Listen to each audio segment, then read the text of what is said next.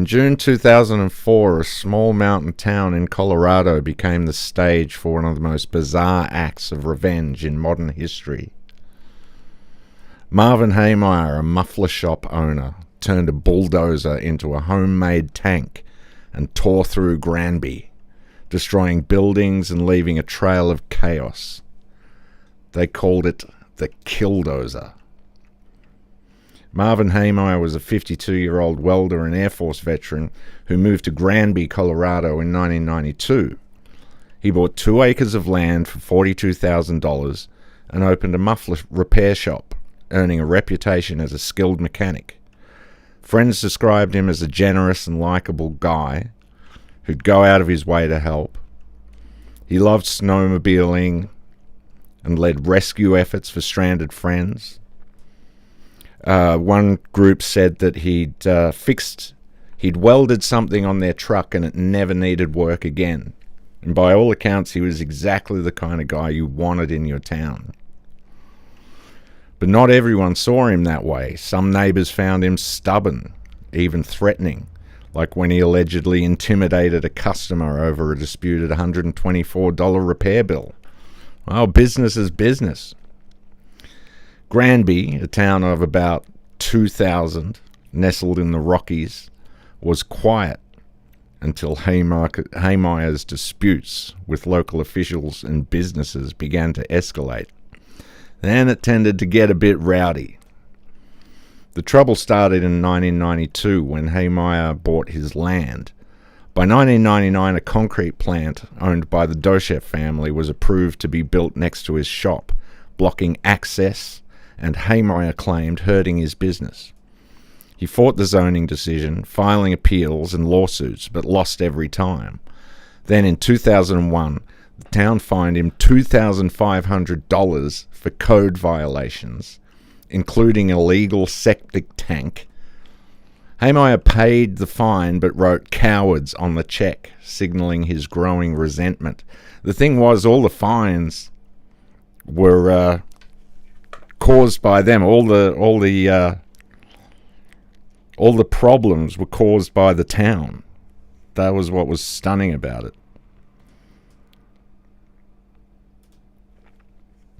All right, we are live. That's good. Heemeyer said, "God built me for this job," which I want to get on a t-shirt, man, and referenced a historical shootout in Grand County to justify his plans. For 18 months, behind a false wall in his shop, Heemeyer secretly built his weapon of revenge, called the KillDozer. It's another box of dogs. Yeah, but I know what'll make you feel better. Oh, no, not another box of dogs! It's another box of dogs!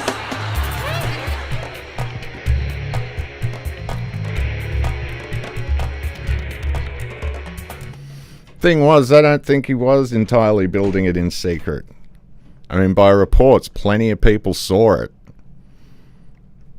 They just thought it was some kind of pet project. It was starting in 2003, Heemeyer transformed a 49-ton Komatsu D355A bulldozer into a fortress. He welded steel plates and poured concrete between them, creating armor over a foot thick. The 61-ton machine had bulletproof cameras, 3-inch Lexan shields, and air conditioning.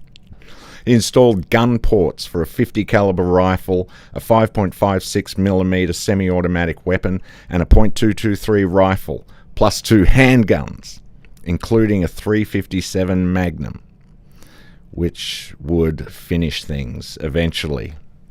Monitors inside let him see the outside world. And this was before YouTube. This guy just built this thing. Once he lowered the final armor plate with a crane, there was no way out. This was a one-way mission. He called his MK tank. He called it his MK tank, but the world would know it as the KillDozer.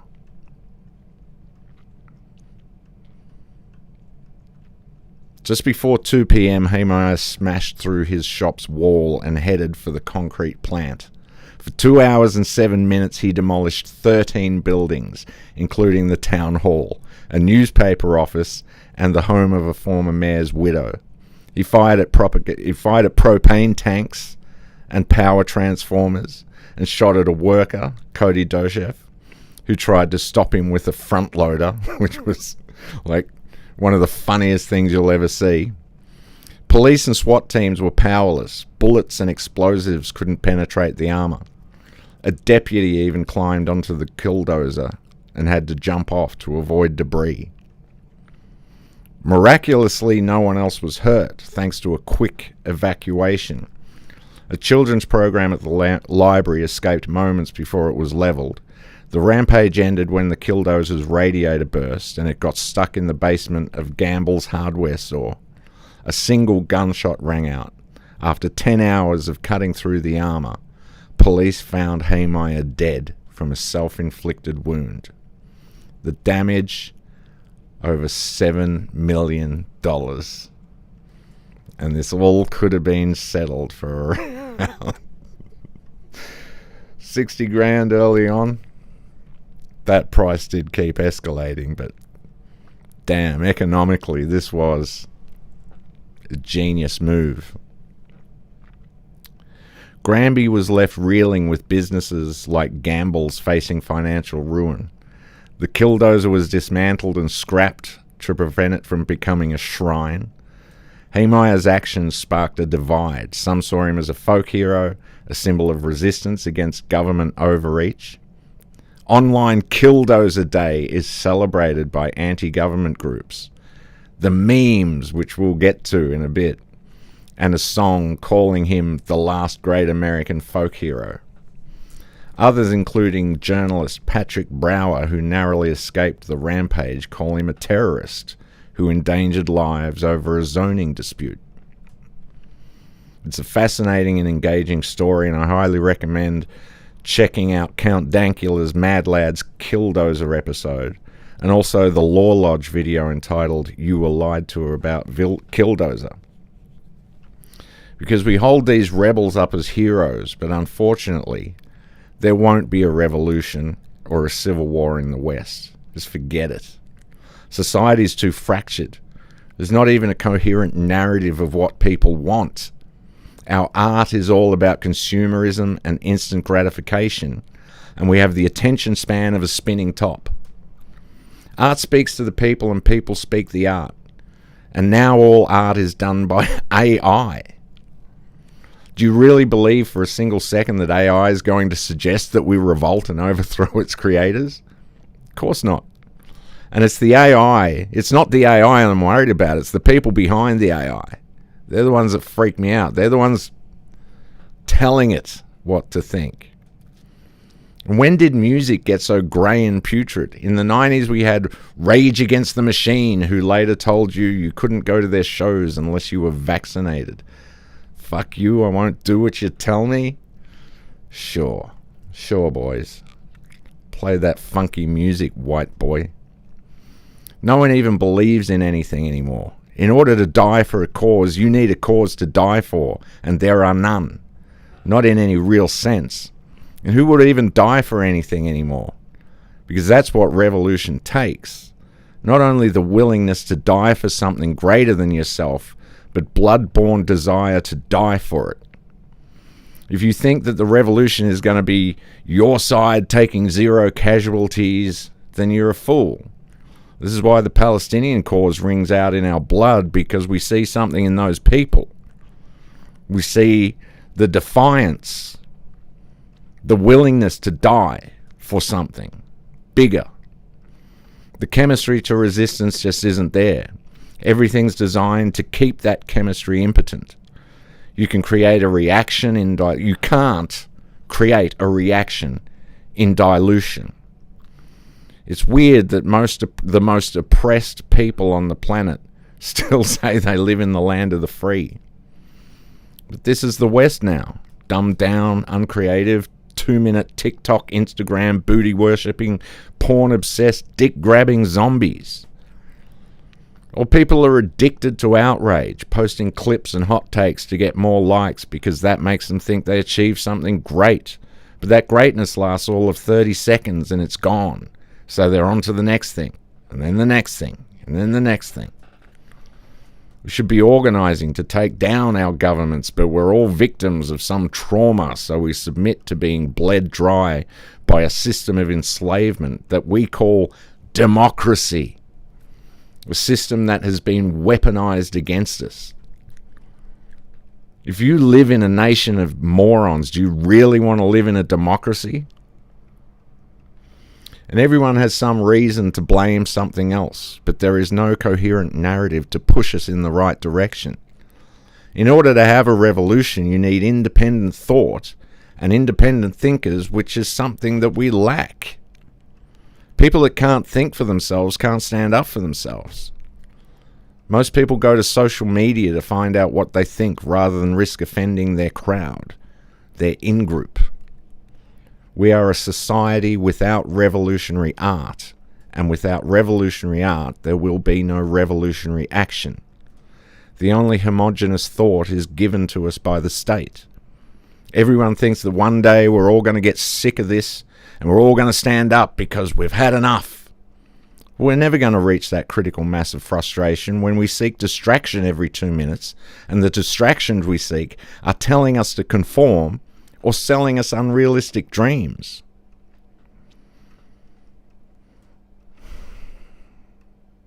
Another element of this is that men and women need to unite in order to spark any kind of revolution, because we need to know we're in the same fight and we need to be fighting for each other. A man fighting for his family cannot be stopped.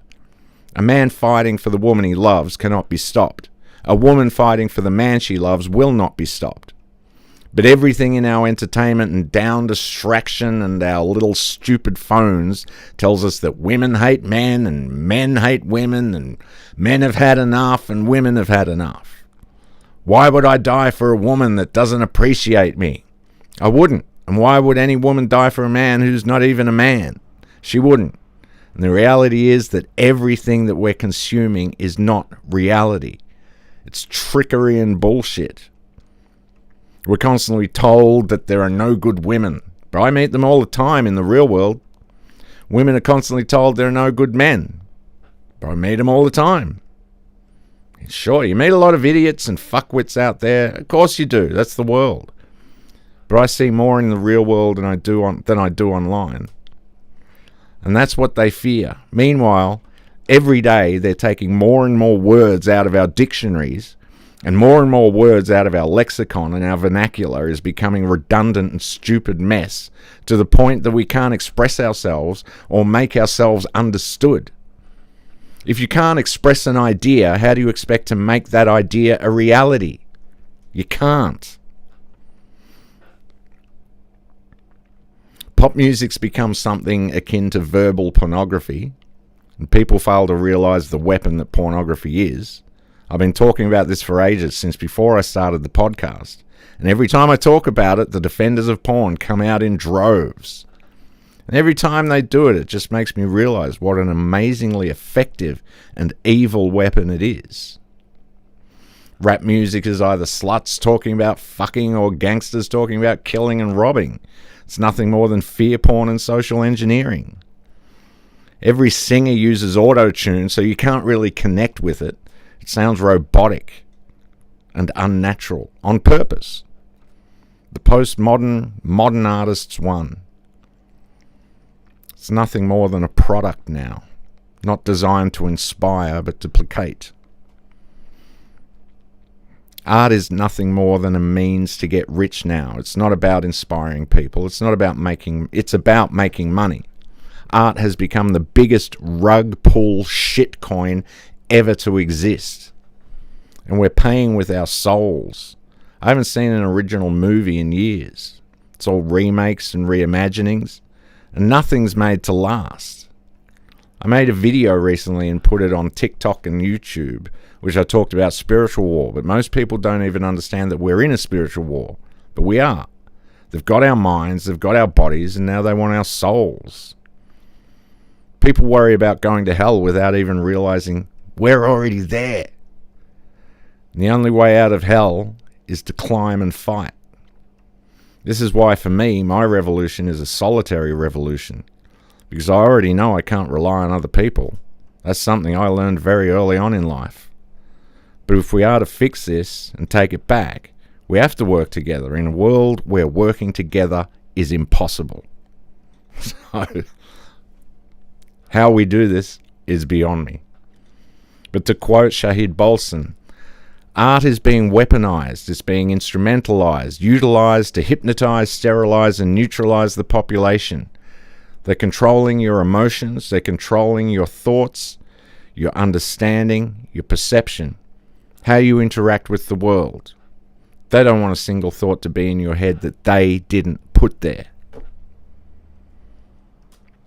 I start waking you up. They're anesthetizing you.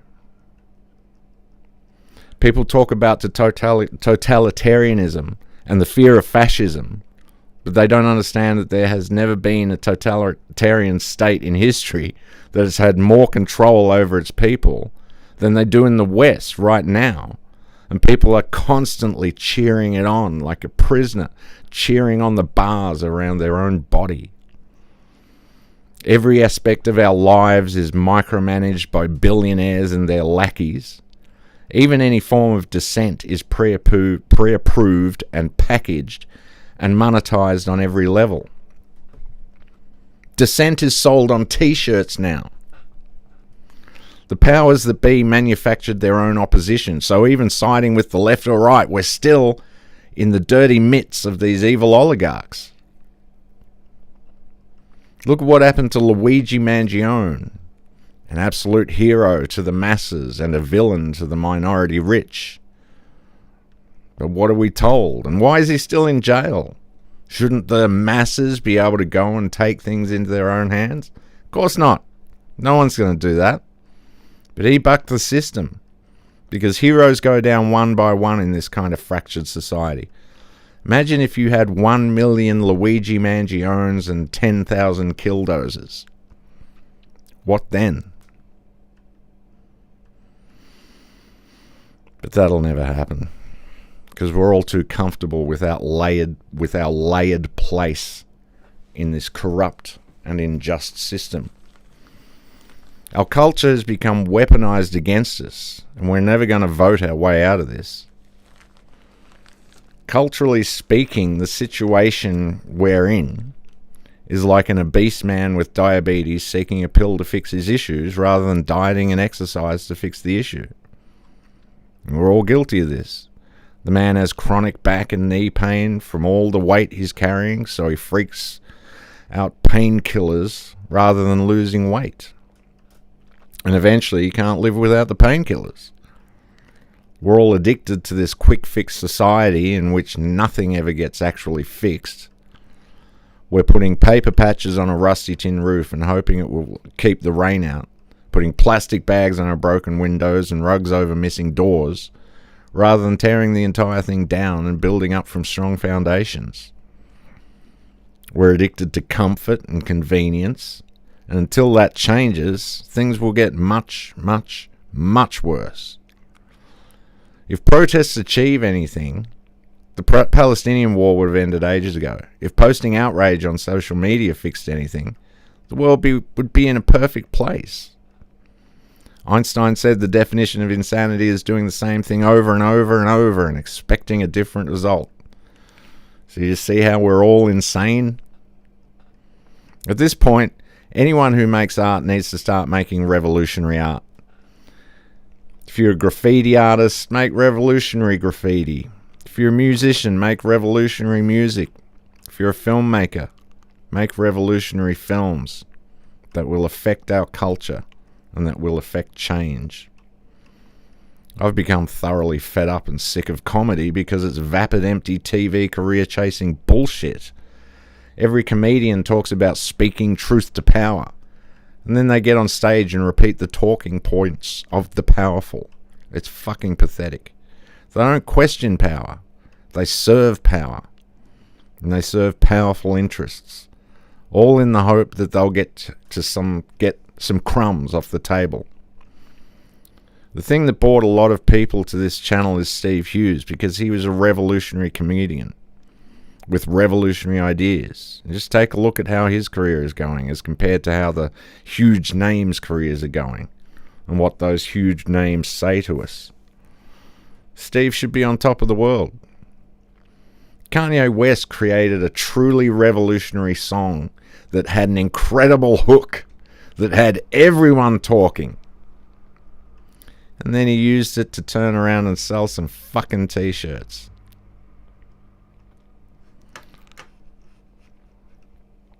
Activism has become a flag in your bio. And they're constantly changing. This shows you just how fucking committed people really are to true change. I think it's truly revolutionary act would be to spend an entire week without our phones. If we all just put down our phones and started relating to each other, that would be a fucking revolution right there. That might be the beginnings of a revolution. If we all got together and decided for 1 week, we're putting away our phones, we're not looking at them. We're not going to doom scroll, we're not going to fucking tweet, we're not going to film shit. We're not going to be walking around filming everything and tweeting everything, Facebooking, Instagram, TikTok, anything, but instead, we're just going to interact with each other. Maybe some fights will break out. It'd be very cathartic. But the idea of even being able to do that is insane. The idea that people will put away their phones for an entire week, it's just too much to ask. So how about a single weekend? 1 fucking weekend. 2 days without your phone.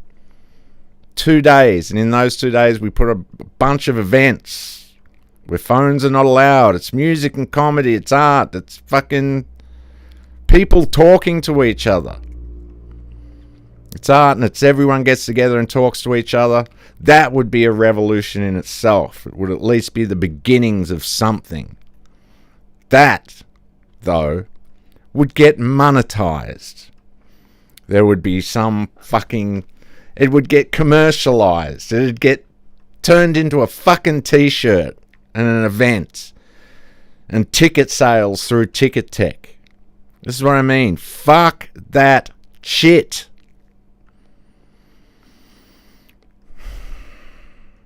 It'd be turned into some fucking bullshit by some savvy entrepreneur who completely missed the fucking point. Point is, nothing's so urgent that it can't wait a day for the most part. Most things in our lives are not that urgent. Some things are, but that email will still get sent. That person will still want the thing the next day. But it makes us feel important to know that we can be contacted at any time. Fuck, when I was a kid, if you needed to get a message to someone, it could take weeks. Weeks! You have to track them down, hire an investigator, tell them to get milk. Now people freak out when someone doesn't respond in 2 fucking minutes. We've become a species begging for our own destruction. And comfort and pleasure are the poisons which will kill us off. We've been trained to escape rather than endure, and our ancestors weep. Yo, Dan. Is that Dan saying, I've moved the comments a little bit, so I'll get to the comments in a tick. We don't even understand the meaning of freedom anymore. And if we don't know what it is, how can we attain it? People think freedom means doing whatever you want whenever you want. But that's not freedom. That kind of freedom only serves to enslave us further. Freedom is the ability to live without fear. Freedom is choosing your own destiny. Freedom is the right to stand up for yourself and those around you and fight back without the fear of incarceration. Freedom is being able to think for yourself and not be afraid to express an opinion that's different to other people's, because you understand that everyone is allowed to think for themselves and you would never impinge on that right.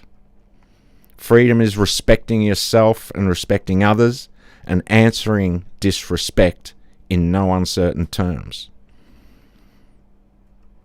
And not having the fear of being incarcerated for doing so. But the goal is no longer to liberate yourself and others. The goal is now to rise up and to oppress others, thinking that they have just as many opportunities as you and therefore the same chance of rising up as you. We've been sold an illusion. We've been sold a lie and a falsehood. And liars do not heal. A false gold rush has been created, and we're all under the illusion that we have a chance in hell.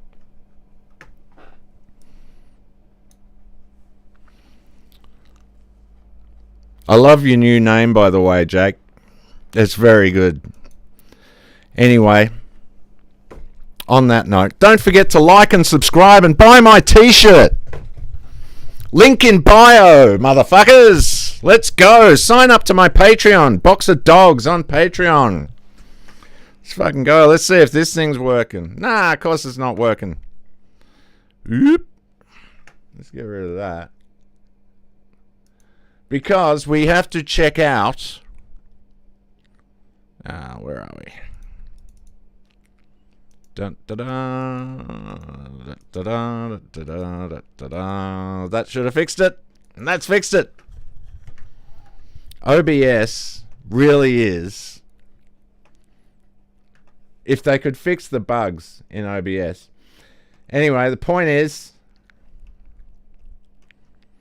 KillDozer memes. Let's fucking go. And then we're going to dig into this Elon and fucking Trump dispute because it's the funniest shit I've ever seen in quite some time.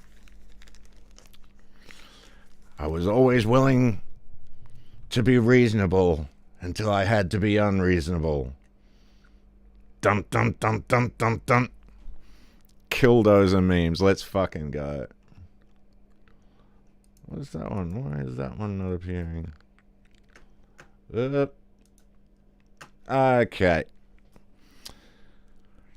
Right, well, seems my